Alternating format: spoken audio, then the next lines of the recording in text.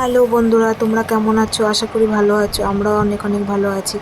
গত রাতে তোমাদের দাদাভাই মানে আমার বর এসে বললো তোমাদের এক জায়গায় নিয়ে যাব। তো দেখতে থাকো তোমরা আমরা কোথায় যাচ্ছি। সকালবেলা উঠে সাজুগুজু করে চলে এলাম বাপের বাড়িতে। বাপের বাড়িতে আমাদের এই গাড়ি থাকে, আমাদের বাড়িতে জায়গা নেই, তো বাপের বাড়িতে গাড়ি থাকে বলে এখানেই থেকেই যে কোনো জায়গায় আমরা যাই।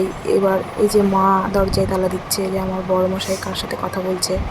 আমরা সেজেগুজে উঠে গেলাম গাড়িতে। মেয়ে, ছেলে এবং আমি এবং আমার ড্রাইভার বরমশাই সবাই মিলে আমরা গাড়িতে উঠে গেলাম। ওদেরকে বললাম একটু হাই করে দাও, ওরাও তোমাদেরকে হাই করে দিচ্ছে।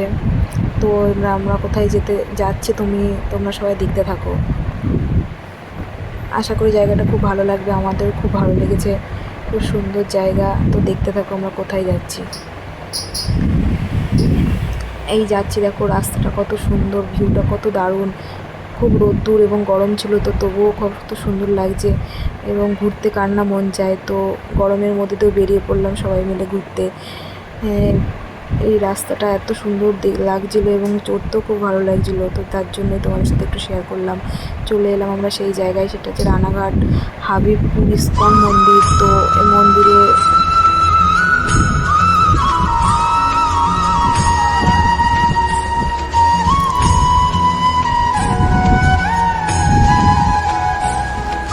এসে দেখো আমরা সবাই মিলে প্রসাদের জন্য কুপন কেটে ফেললাম এবং কুপন নিয়ে আমরা চলে গেলাম প্রসাদের জায়গায়, যেখানে দুপুরে লাস্ট এসেছি প্রসাদ দিয়ে, মহাপ্রভুর প্রসাদ দিয়ে।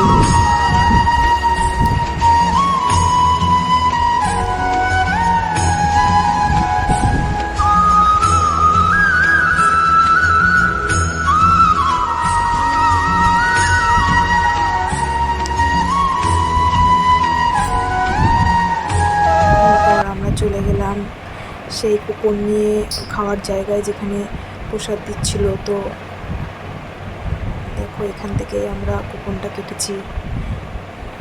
মন্দিরে পুরো সাইডটা দেখো কত সুন্দর, কত দারুণ এবং খুব শান্ত পরিবেশ, খুব মনোরম পরিবেশ, যেখানে গিয়ে আসতে ইচ্ছে করছিল না। আশা করি তোমাদেরও ভালো লাগবে, তোমরাও গিয়ে দেখতে পারো।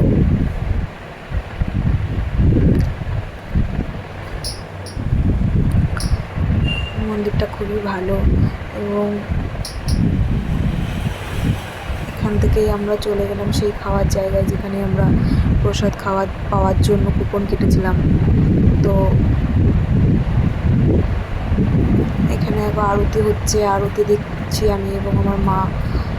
ভেতরটা খুবই সুন্দর, খুবই ভালো এবং আরতি দেখেছি, প্রসাদ পেয়েছি। সবথেকে ভালো কথা, আমরা খুব ভালো টাইমে গেছিলাম, যেই টাইমে এটা আরতিটা চলছিল। আমরা যাওয়ার কিছুক্ষণ পরে আরতি কমপ্লিট হয়ে প্রসাদ বিতরণ করে মন্দির বন্ধ হয়ে গেছিলো। তো তারপর আমরা চলে এলাম খাবার এখানে এসে সাদা ভাত, কচুর শাক এবং একে একে দিয়ে দিল আমাদেরকে ডাল, পটল আলুর তরকারি, মোচার তরকারি, তারপরে ইঁচড় তরকারি এবং লাস্টে চাটনি, পাঁপড় এবং পায়েস দিয়েছিল।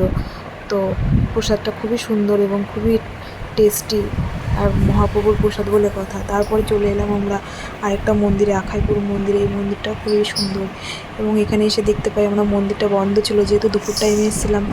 তো মন খারাপ করে চারিদিকটাই ভিউটা নিচ্ছিলাম তোমাদের জন্য। তো তারপর দেখলাম মন্দিরও খুলে দিয়েছে। মন্দিরের ভিতরে গিয়ে মন্দিরের ক্যামেরা ভিডিও করা নিষেধ আছে, তো যার জন্য ভালো করে আমরা তুলতে পারিনি কিছু। তবু তার মধ্যে থেকে তোমাদেরকে শেয়ার করবো বলে লুকিয়ে লুকিয়ে একটু তুলেছি। তো কেমন লাগলো বন্ধুরা তোমরা জানিও, এবং ভালো লাগলে চ্যানেলটাকে লাইক, কমেন্ট এবং সাবস্ক্রাইব করে দিও। এটাই আমার ফার্স্ট ব্লগ, আশা করি তোমাদের ভালো লাগবে এবং এরকম ভালো লাগলে আমি আবার কোনো না কোনো নতুন ভিডিও নিয়ে তোমাদের সামনে আবার উপস্থাপিত হব। দেখো বন্ধুরা মন্দিরটা কত সুন্দর, মন্দিরের ভিতরটা আরও সুন্দর, ঠাকুরগুলো খুবই দারুণ সুন্দর। তো দেখতে থাকো এবং ভালো লাগলে একটা লাইক, কমেন্ট এবং সাবস্ক্রাইব করে দিও চ্যানেলটাকে পরবর্তী ভিডিওর জন্য। ধন্যবাদ।